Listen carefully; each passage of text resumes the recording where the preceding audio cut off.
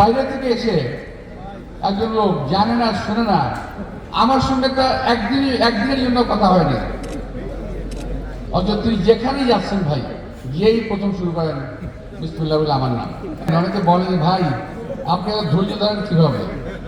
তো আমার মধ্যে ধৈর্য রাস্তাটা ভেঙে গেছে, আমি অনেক কথা বলে ফেললাম। এই এলাকার মানুষ উড়ে এসে জুড়ে বসা কাউকে দেখতে চায় না।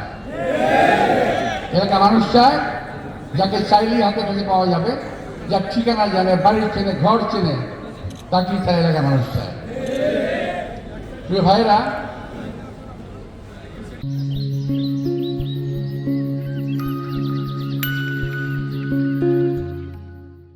আমার অনেক কথা বলা নিষেধ, তারপর বলে ফেললাম।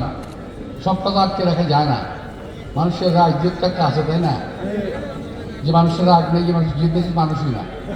কিন্তু অনেকে আমাকে অনেকে বলেন ভাই আপনি ধৈর্য ধরেন কিভাবে? তো আমার মধ্যে ধৈর্য রাস্তাটা ভেঙে গেছে, আমি অনেক কথা বলে ফেললাম। যদি আমার ঘরের ছেলে আমাকে গালি দেয়, আমার আপত্তি কিছু নেই। আমার বাইতুল মুকাররমের একজন ব্যবসায়ী মালিক যদি বলতে পারে যে আব্বাস সাহেবের এই দোষ আমরা লক্ষ্য করেছি, আমার কোনো আপত্তি নেই, মেনেও নেব, মাপও চাইব।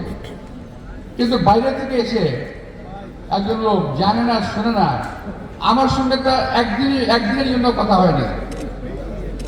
অথচ তুই যেখানেই যাচ্ছেন ভাই, গিয়েই প্রথম শুরু করেন বিসমিল্লাহ বলে আমার নাম। তো এতে আমার একটা লাভ হয়েছে কি জানেন? আমার নামটা যারা জানতো না তারা অনেক জেনে ফেলতে হবে। বিনা পয়সায় প্রচারণা, খরচা অর্ধেক কমে গেছে আমার। তো আমি অত্যন্ত খুশি হয়েছি। আপনারা ব্যবসায়ী সমিতি, বাইতুল মুকাররম, বাজার মার্কেট, আউট স্টেডিয়াম সবাই মিলে আয়োজন করেছেন। আপনারা দয়া করে সবাই আমার জন্য এখন কিভাবে ভোট পাবো সেই চিন্তাটা করবেন।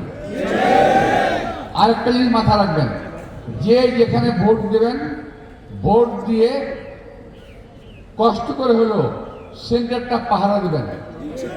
ডাকাতরা যেন সেন্টার লুট করতে না পারে, এটা খেয়াল রাখবেন।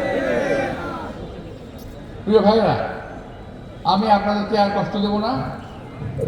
আপনাদের সবার দোয়া, ভোট কামনা করে এবং কোনো মানুষের অপপ্রচারে বিভ্রান্ত না হওয়ার আহ্বান জানিয়ে আমার বক্তব্য শেষ করছি। আল্লাহ হাফেজ।